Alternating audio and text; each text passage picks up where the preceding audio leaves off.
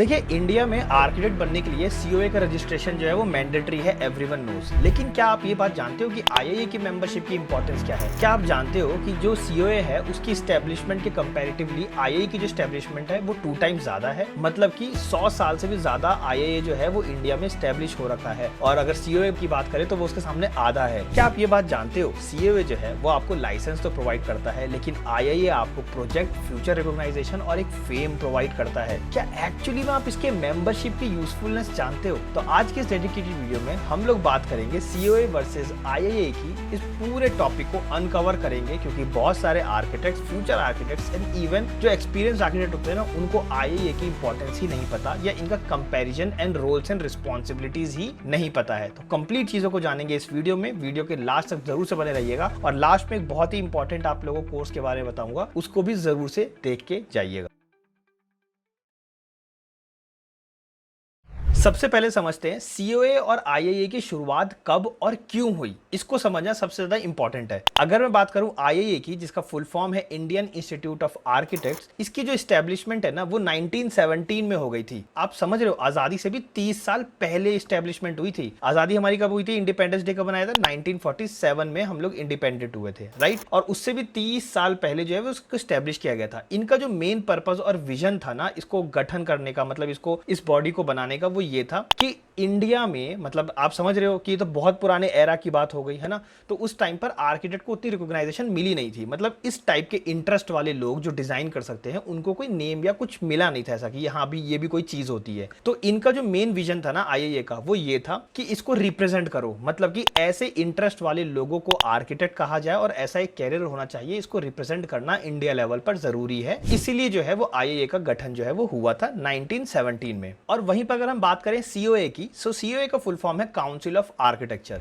और इसका जो गठन या एस्टेब्लिशमेंट है ना वो 1972 में हुआ था। जी हाँ, आजादी से भी आप ये समझिए कि 20-22 साल बाद जो है वो इसका एस्टेब्लिशमेंट हुआ था। ये पूरा एक सैचुरेटेड बॉडी है, गवर्नमेंट के थ्रू जो है वो उसको रेगुलेट किया जाता है, बाय लॉ इसको रेगुलेट किया जाता है। इसका जो मेन एम है वो है कि आर्किटेक्ट्स जो हैं उनकी पढ़ाई को देखना और उनके प्रोफेशन को देखना और मेंटेन करना, मतलब एक डिसिप्लिन मेंटेन करना, एस्टेब्लिशमेंट मेंटेन करना, और उनको जो है वो लाइसेंस प्रोवाइड करना, ये इनका मेन काम था। बेसिकली रेगुलेट करने का काम जो है ना वो सीओए का था। तो अगर छोटी मुंह बड़ी बात बोलूं ना, तो आर्किटेक्ट की आवाज बनने का काम जो है ना वो आईआईए ने किया। मतलब आईआईए का जो मेन विजन था वो ये था कि आर्किटेक्ट की आवाज बनना, और वहीं पर सीओए की बात करूं ना तो वो कानून के साथ सिस्टम बनाना जो है वो उसकी स्टैब्लिशमेंट को देखता है। जी हाँ, तो ये दोनों का जो है अपना अपना पर्पस था, विजन था बनने का। अब ये वाला जो टॉपिक है ना वो सबसे इंटरेस्टिंग टॉपिक है, क्योंकि यहां पर आपको एक्चुअली में समझ में आएगा कि इन दोनों का रोल्स और रिस्पॉन्सिबिलिटी, बेसिकली इनकी पावर क्या है, ये एक्चुअली में क्या कर सकते हैं, क्या उखाड़ सकते हैं, उसकी बात करते हैं। तो यहां पर अगर मैं बात करूं सीओए की, तो सीओए जो है उसका मेन काम है आर्किटेक्चर कॉलेजेस को अप्रूवल देना, अप्रूव करना, उनके स्टैंडर्ड्स को मेंटेन करते हुए, उनके चेकलिस्ट को मेंटेन करते हुए उनको अप्रूवल देना। सेकंड जो उनका काम है वो है बीआर के सिलेबस को डिसाइड करना। जी हाँ, बीआर का जो सिलेबस होता है उसको डिसाइड करना। वहीं पर अगर नेक्स्ट पॉइंट की बात करूं तो हर एक आर्किटेक्ट को लाइसेंस नंबर देना। जी हाँ, ये सीओए का काम है। उसके बाद अगर नेक्स्ट इनके पावर की बात करूं तो ये लोग जो है वो रजिस्टर्ड मेंटेन करते हैं by the help of COA registration का जो आपको नंबर मिलता है ना उसके थ्रू ये एक रजिस्टर्ड मेंटेन करते हैं कि हाँ भाई इतने आर्किटेक्ट्स इस पूरे इंडिया में हैं, तो इनको मेंटेन भी वो रिकॉर्ड्स करना पड़ता है। उसके बाद अगर इनके नेक्स्ट पावर की बात करूं सीओए की, तो वो है कि आर्किटेक्ट एक्ट को जो है ना वो एनफोर्स करना, मतलब बेसिकली उनके लॉ को मानना, कि हर एक आर्किटेक्ट जो है ना वो उनके लॉ को माने, उनके प्रोफेशनल कंडक्ट को। जो हमारा आर्किटेक्ट एक्ट 1972 जो कहता है ना उसके तहत हर एक आर्किटेक्ट को उस लॉ के तहत जो है वो होके गुजरना है। तो ये कंप्लीट चीजें जो है ना वो सीओए की पावर है, जो वो सीओए खुद बैठ के कर सकता है। बेसिकली अगर सिंपल लैंग्वेज में समझना है ना तो मिनिस्ट्री ऑफ एजुकेशन के थ्रू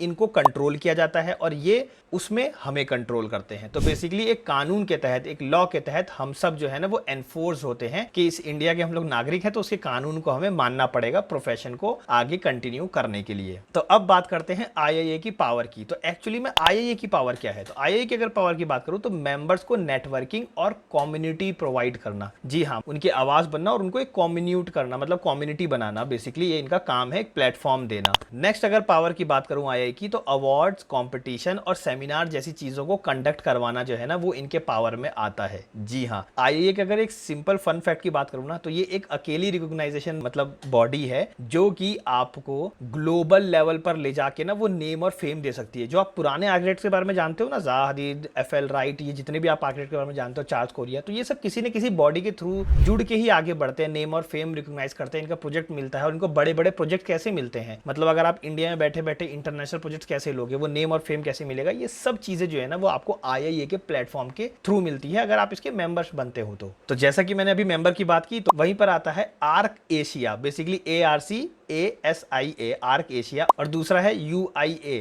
जैसी इंटरनेशनल बॉडीज से इंडिया को रिप्रेजेंट करना। जी हाँ, मतलब इंटरनेशनल बॉडीज पे जो है वो इंडिया को रिप्रेजेंट करता है। अगर इन दोनों बॉडीज के बारे में आप नहीं जानते हो तो अभी मैं आपको नेक्स्ट में बताऊंगा कि इन दोनों बॉडीज का बेसिकली मतलब क्या है। हर एक पॉइंट पे बात करेंगे, कंप्लीट अनकवर करेंगे, तो अभी टेंशन मत लीजिए। बस आप ये समझिए कि एक इंटरनेशनल बॉडी है जिसपे कि IAA पहुंच सकता है, इतनी पावर है इसके पास। तो अगर नेक्स्ट पॉइंटर की बात करूं जो इनके पास पावर है, वो ये कि जो ये हम लोग प्रैक्टिस करते हैं ना, प्राइवेट प्रैक्टिस जो करते हैं, इनको प्रोजेक्ट्स दिलवाना और इनको ग्रो करवाना बेसिकली जो है वो IAA मेंबरशिप का जो है ना मेन विजन था। मतलब इनकी आवाज बन के इनको प्रोजेक्ट्स, क्योंकि आप आवाज बनोगे तो आप रिकॉग्नाइज्ड हो रहे हो, लोगों के बीच में जाने जा रहे हो, तो आपको पता है, लोगों को पता चल रहा है कि आप एक आर्किटेक्ट हो, तो आपको वो जो प्रोजेक्ट है वो भी मिलता है और आप ग्रो भी होते हो, उससे स्टैब्लिश्ड होते हो, ब्रांड बनते हो। ये सब चीजें जो है ना वो सिर्फ IAA के थ्रू ही हो सकती है, COA के थ्रू नहीं हो सकती। क्लियर कट आंसर है ये। और इसी के साथ सबसे इंपॉर्टेंट चीज जो IAA के बारे में मोर और लेस कुछ लोग जानते होंगे, वो है रीजनल चैप्टर बनाना। जी हाँ, IAA जो है वो रीजनल चैप्टर बनाकर इशू उठाता है और उनको ट्रेनिंग देता है। बेसिकली हर रीजन वाइज ना एक एक चैप्टर बने हुए हैं, चैप्टर मतलब एक रिप्रेजेंटेटिव बने हुए हैं। जैसे कि क्लास में एक मॉनिटर होता है, तो हर आर्किटेक्ट उस रीजन के जो क्लास के जो बच्चे हैं वो उस मॉनिटर को बोलेंगे और फिर वो मॉनिटर जो है वो आगे जाके उसके इश्यूज को उठाता है। तो उसी तरीके से हर रीजन में चैप्टर बनाता है IAA। इनका मेन जो है ना वो पावर होता है कि ये कंप्लीट इनको लाइसेंस प्रोवाइड करते हैं कि जी हाँ, आप इस रीजनल के ना आप हो मेन चैप्टर, तो ये रीजनल वाइज चैप्टर बनाते हैं। तो बेसिक लैंग्वेज में अगर आपको समझाऊं ना, तो जैसे कि COA था ना, वो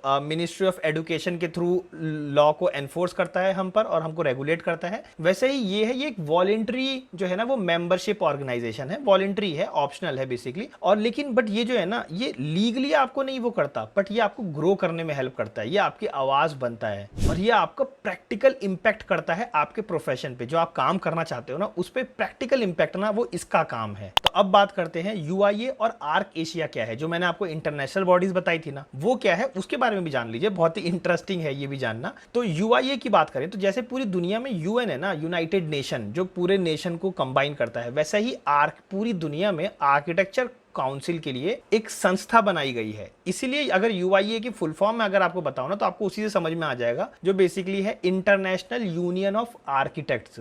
जी हाँ, मतलब पूरे इंटरनेशनल के लिए ना वो यूनियन बना हुआ है आर्किटेक्ट्स के लिए। और अगर इंडिया में बात करूं तो इंडिया को रिप्रेजेंट करने के लिए IAA इसका मेंबर है। इसका मतलब जब भी हमें रिप्रेजेंट होना होता है उस UN की संस्था में, ऑर्गेनाइजेशन में, और अपनी बात को रखना होता है, आवाज को, जैसे इंडिया लेवल पे तो आप रीजनल लेवल पे बन जाते हो, एशिया लेवल पे है ना, रीजनल लेवल पे आप अपनी आवाज उठा लोगे, लेकिन अगर ग्लोबली उठाना है तो जब वहां पर रिप्रेजेंट होते हैं तो वहां पे IAA उनका मेंबर है और उसमें इंडियन आर्किटेक्ट्स जाके, वो जो IAA के मेंबर होते हैं ना, बस वही लोग जाते हैं और वही लोग आवाज को उठाते हैं और ग्लोबली रिप्रेजेंट भी होते हैं। तो एक्चुअली में इतनी इंपॉर्टेंस है IAA मेंबरशिप की जो COA के पास नहीं है। वहीं पर अगर आर्क एशिया की बात करूं ना, तो इसका जो फुल फॉर्म है वो सीधा सीधा है आर्किटेक्ट रीजनल काउंसिल एशिया। जी हाँ, मतलब कि रीजनल काउंसलिंग में है। रीजनल, ये तो पूरी इंटरनेशनल बॉडी हो गई UIA, वैसे ही रीजनल में एशिया पैसिफिक जो है ना, उसके अंदर जितनी भी रीजनल चैप्टर्स आते हैं या जितनी भी रीजनल चीजें आती हैं या प्लेटफॉर्म आता है जहां पे सारे आर्किटेक्ट्स को कम्युनिकेट किया जाता है, नेटवर्क किया जाता है और एक दूसरे को प्लेटफॉर्म दिया जाता है एशिया लेवल पर, बेसिकली आर्क एशिया वही संस्था है, ऑर्गेनाइजेशन है, आप इतना समझिए। तो मोर और लेस छोटी मुंह बड़ी बात अगर दोबारा करूं तो COA के अगर आप मेंबर हो, मतलब रजिस्ट्रेशन ले रखा है, तो इससे आपको ग्लोबल रीच नहीं मिलती और आपको कोई भी कंपटीशन या रिकॉग्नाइजेशन नहीं मिलता, क्योंकि ये तो एक लॉ है जो कि आपको मानना है। वहीं पर अगर IAA की मेंबरशिप की अगर बात करूं तो यहां पे आपको ग्लोबल रीच, ग्लोबल कंपटीशन, वो नेम, फेम, ब्रांड, वो सब कुछ देखने को मिलता है जो आपने अपने प्रीवियस किसी फेवरेट आर्किटेक्ट के बारे में कभी पढ़ा होगा, मोर और लेस। तो वही सारी चीजें आपको मिलती हैं तब जब आप IAA के मेंबर के थ्रू होके जाते हो। तो अब एक मोर और लेस इस पूरे वीडियो के टॉपिक को एक कंक्लूजन में अगर बात करूँ ना, तो आपको देखो सीओए का लाइसेंस तो आपको लेना ही पड़ेगा, क्योंकि वो लॉफुली आपको लेना है। उसके बिना आप साइन नहीं कर सकते किसी भी ड्राइंग पे, सैचुरेटेड बॉडी पे, और साथ ही साथ आप किसी भी जगह अपने आप को आर्किटेक्ट नहीं कह सकते, अदरवाइज आपको जेल हो जाएगी 420 के तहत। 420 का सेक्शन, आईपी सेक्शन जो है वो इंडियन पेनल कोड के थ्रू लग जाएगा। तो वो चीजें तो आप नहीं कर सकते, ये लॉ के थ्रू है। लेकिन अगर मान लीजिए सिर्फ आपको जॉब करना है, सिर्फ आपको जॉब करना है, एक प्रैक्टिस करनी है, एक बेसिक प्रैक्टिस करनी है, तो सीओए आपके लिए एनफ है। लेकिन अगर आपको कैरियर बिल्ड करना है, नेम, फेम, कंपटीशन और ये ग्लोबल रीच अगर आपको चाहिए, देन अ बिग यस है कि आप आईआईए के मेंबरशिप बनने का ट्राई कीजिए और एक आईआईए का मेंबर बनिए। जी हाँ, यहाँ पर बहुत सारे कंपटीशन और ये सारी चीजें होती हैं। मोर और लेस मैंने भी कई बार मैं इनके इवेंट में भी अटेंड किया है। मैं जानता हूँ, मेरे ही कुछ क्लास के कलीग्स हैं जो आईआईए के मेंबर हैं आज की डेट में, और कुछ फैकल्टीज थी जिनको मैं जानता हूँ जो आईआईए के मेंबर हैं। तो ये तो मेरे पर्सनल लेवल पर हो गया जिनको मैं जानता हूँ। लेकिन मोर और लेस अगर बात करें तो देखिए, अगर पॉजिटिव माइंडसेट से बात करें ना, तो यस है कि आपको आईआईए के मेंबरशिप की तरफ जाना चाहिए अगर आप कैरियर बिल्ड करने का सोच रहे हैं तो। जॉब की रिस्पेक्ट में नहीं, अगर कैरियर बिल्ड करना चाहते हो। लेकिन हाँ, ये भी है, ये जितनी बातें मैंने बोली ये ऑन पेपर होती है, बट ये धीरे धीरे धीरे ग्रेजुअली जो है वो इंक्रीज हो रही है, मतलब धीरे धीरे ऑर्गेनाइज्ड हो रही है। ये ऐसा नहीं है कि वो पूरा स्ट्रक्चर और ऑर्गेनाइज्ड है, ऐसा नहीं है, वो धीरे धीरे हो रहा है। अभी आपको पता चला होगा कुछ ही लास्ट ईयर से जो है वो सीओए थोड़ा ज्यादा एक्टिव हो रहा है ना। तो वैसा ही आईआईए है, थोड़ा सा भी स्लो है, लेकिन हाँ धीरे धीरे धीरे एक्टिव हो रहा है। इनकी ये सारी चीजें होती हैं, ये बेसिकली एक मुद्दा तो नहीं उठाते, बट ये इवेंट तो करवाते रहते हैं। ये तो मुझे पता है, ये तो मैंने पर्सनली भी अपने लेवल पर देखा है कि मुद्दा तो नहीं उठाते, मतलब वो आखिर की जो आवाज बननी होती है वैसा कुछ तो मैंने आज तक कुछ फील नहीं किया है इनके इवेंट में जाके। लेकिन अगर मैं पर्सनल लेवल पे बात करूं तो इवेंट तो ये लोग टाइम टू टाइम करवाते रहते हैं, और उससे ग्लोबल रीच तो मिलती है। जैसे इस रीजन के लोग उस रीजन के लोग को जानने लगते हैं, उनके फोन नंबर्स एक्सचेंज हो जाते हैं। प्रोजेक्ट में कोलैबोरेशन मैंने अपने पर्सनल लेवल पर देखा है, मेरे खुद के फैकल्टीज को ये चीज करते हुए। जी हाँ, ये चीज मैंने देखी है। तो आई होप सो कि आपको इस वीडियो से काफी ज्यादा इंफॉर्मेशन मिली होगी, आपको आईआईए का एक्चुअली में रोल जो है वो पता चला होगा। ऐसे ही और वीडियोस को देखने के लिए आप हमें फॉलो कर सकते हो और सब्सक्राइब कर सकते हो यूट्यूब चैनल पर। लेकिन जाने से पहले एक इंपॉर्टेंट, सबसे इंपॉर्टेंट टॉपिक के बारे में बात करना चाहूंगा, जो है हमारे कोर्स के रिगार्डिंग। आर्किटेक्चर इंडस्ट्री में 5 साल एक्सपीरियंस लेने के बाद मैंने एक कोर्स डिजाइन किया है, जिसमें मैंने आपको सिखाया है how to do planning, how to do designing और how to do a real life execution. Planning में मैंने आपको सिखाया है कैसे आर्किटेक्चर प्लान बनाते हैं, उसके बाद स्ट्रक्चर प्लान, कॉलम, बीम्स और one way slab, two way slab, detailing समझाइए कहां पर वन वे लगेगा, कहां पर कौन सा कॉलम कितनी थिकनेस का लगना चाहिए। उसके बाद आपको प्लम्बिंग ड्राइंग्स, इलेक्ट्रिकल ड्राइंग्स और साथ साथ कितनी फीस क्लाइंट से लेनी चाहिए ये भी आपको बताया है। प्रोजेक्ट की कॉस्टिंग भी आपको बताई है। डिजाइन में आपको एलिवेशन डिजाइन करना सिखाया है। पहले कंसेप्चुअल डिजाइन जो आप हाथ से बनाते हो, उसके बाद उसको स्केचअप पे बनाना। तो मैंने आपको ऑटोकैड भी सिखाया है, स्केचअप भी सिखाया है, प्लानिंग भी सिखाई है, डिजाइनिंग भी सिखाई है। इसके साथ साथ 5 ऐसे रियल लाइफ प्रोजेक्ट के आपको रिसोर्सेज फाइल, ऑटोकैड की लेयर्स फाइल्स, स्केचअप की फाइल्स, ये सब चीजें आप एक्सेस कर सकते हो और अपने क्लाइंट के लिए आप खुद से ड्रॉइंग्स को क्रिएट कर सकते हो। तो आज ही जुड़िए हमारे साथ नीचे दिए हुए लर्न मोर बटन पे क्लिक करके।